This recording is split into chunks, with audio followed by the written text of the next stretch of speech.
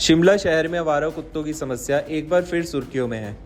बुधवार को शिमला के ढली में 8 साल के बच्चे को कुत्तों के झुंड ने बुरी तरह घायल कर दिया। इस घटना ने न केवल स्थानीय नागरिकों को झकझोर दिया, बल्कि नगर निगम की समस्या से निजात दिलाने के कई वर्षों से किए जा रहे दावों पर भी गंभीर सवाल खड़े कर दिए हैं।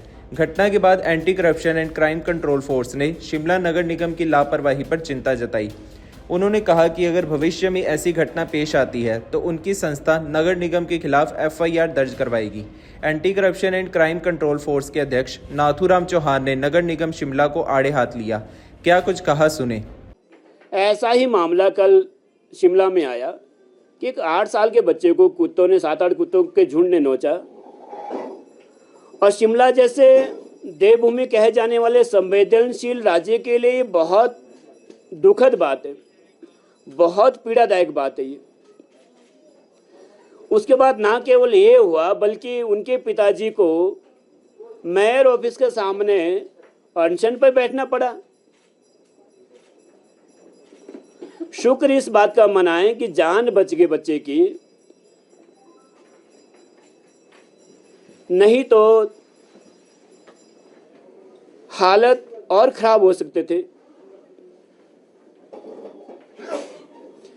उतना होने के बाद कांग्रेस के ही पार्षद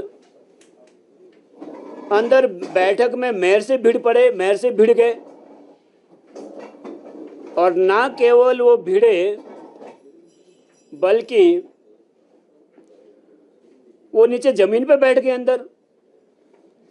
हिमाचल के इतिहास में सत्तारूढ़ पार्टी में पहली बार इस तरह का दृश्य देखने को मिला होगा।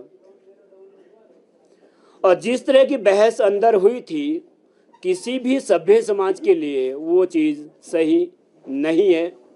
खासकर हिमाचल प्रदेश जैसे राज्य में जहाँ शिक्षा का स्तर इतना हाई हो, इतना ऊंचा हो, जिस जगह को लोग बड़े मान सम्मान से देखते हो, वहाँ पर इस तरह की आपस में भिड़ना और नौबत हाथापाई तक आ गई थी। क्योंकि मेयर साहब भी एक बार उठ गए थे, एक बार नहीं 2 बार उठे। मुझे लग रहा था कि गलती होने के बाद तो संयम रखना चाहिए, खासकर जो बड़े पदों ने तो संयम रखना चाहिए था, पर वो भी शायद संयम नहीं रख पा रहे थे। उससे बड़ी दुख की और बात क्या थी, मेयर साहब ने अपने संबोधन में, जो आप लोगों ने मीडिया में वाइड जो कल चली थी, जो मैंने देखी आप लोगों के माध्यम से, 10 बार उन्होंने ये कहा कि ये रोज का मामला है। ये तो रोज का मामला है, कुत्ते रोज काटते हैं। हद है, आप ऐसा कैसे कह सकते हो कुत्ते रोज काट रहे हैं?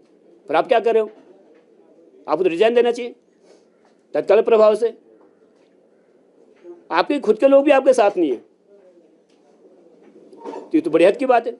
आप लोगों ने कल वाइट ली और आप लोग लेंगे तो दोबारा आप उसको ले सकते हैं और इसके साथ आप ऐड कर सकते हैं। मेरे कहने से मैं कह रहा हूँ, 10 बार कहा उन्होंने, ये तो रोज होता है शिमला में, रोज ऐसी घटनाएं देख रहे हैं, रोज सुन रहे हैं। तो आप क्या कर रहे हो फिर? आपको तो रिजाइन देना चाहिए आज से पहले। रिजाइन नहीं दिया तो अब तो कम से कम दे ही देना चाहिए। सर आता है पर, लेकिन यहाँ लोग कुत्ते और बंदर का इतना आतंक है कि लोग डर के मारे नहीं आते, ऐसा लोग कहते हैं।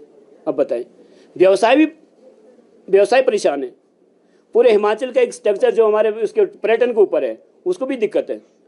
तो मैं निवेदन नहीं करना चाह रहा था कि बहुत से जल्द से जल्द इसके ऊपर MC शिमला और मेयर साहब संज्ञान लें।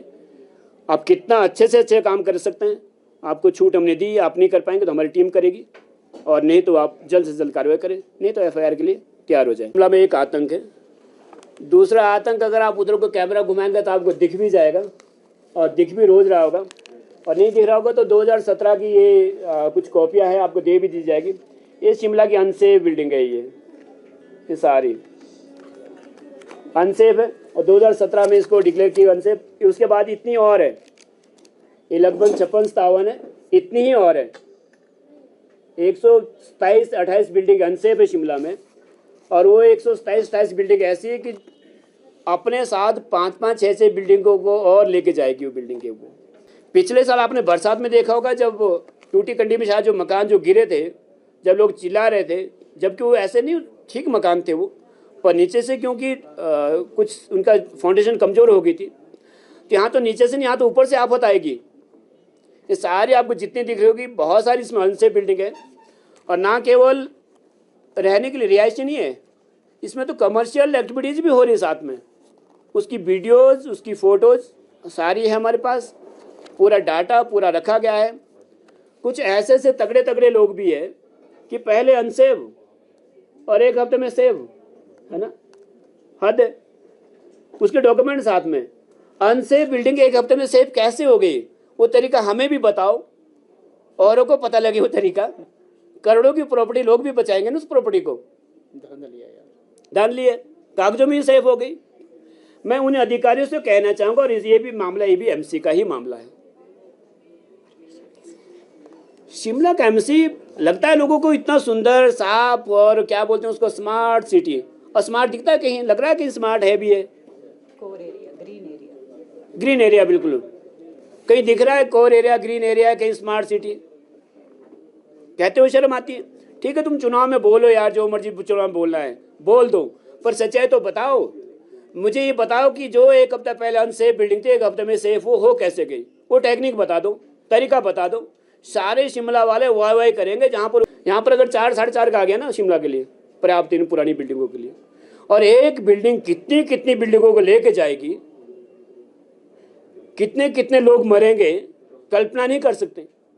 इसके लिए भी एमसी से निवेदन ये किया जाएगा कि आज से ही दोबारा वो देखे कि कौन सी बिल्डिंग सेफ और कौन सी बिल्डिंग अनसेफ है।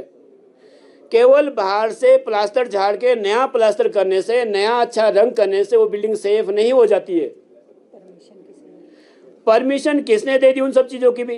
पुरानी बिल्डिंग थी, बाहर से खुरच लो और उसमें बाहर से वो लगा दो, नया रेता लगा दो, उसमें चूना बढ़िया कर दो, होगी सेफ, होगी वो। कोई नियम, कोई कानून हो